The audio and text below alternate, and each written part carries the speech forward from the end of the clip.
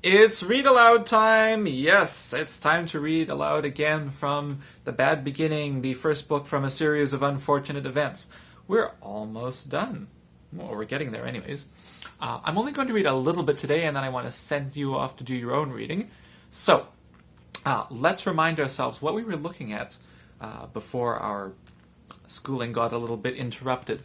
We were looking at the idea that authors can show something about a character in different ways. They can show about the character by what they say, what they do, or what they think. So, let's take a look in this small segment here about what the author is telling us about some of the characters in the book. And I'm going to see if I can find an example about what they say, what they think, or what they do, and give it to you. And then when you do your own reading, you're going to be doing the same thing. So, let's give it a read. Well, let's catch up from where we left off.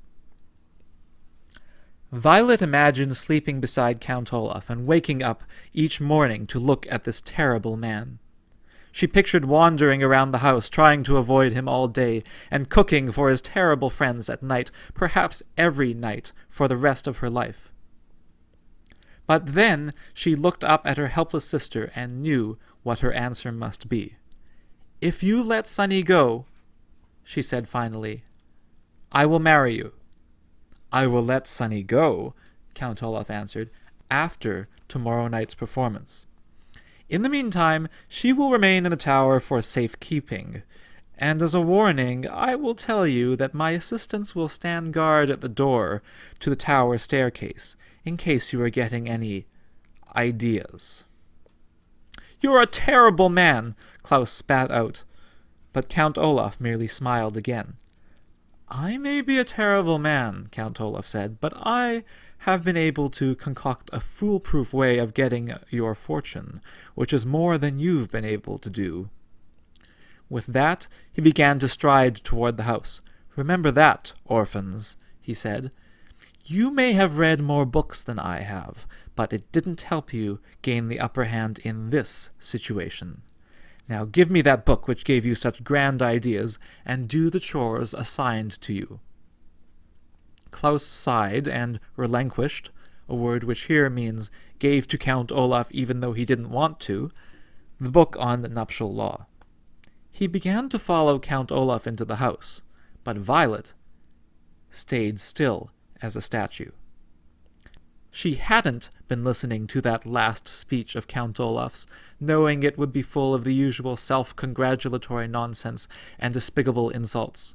She was staring at the tower, not at the top where her sister was dangling, but the whole length of it.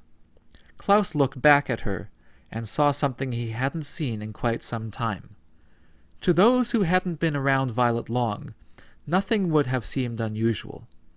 But those who knew her well knew that when she tied her hair up in a ribbon to keep it out of her eyes, it meant that the gears and levers of her inventive brain were whirring at top speed.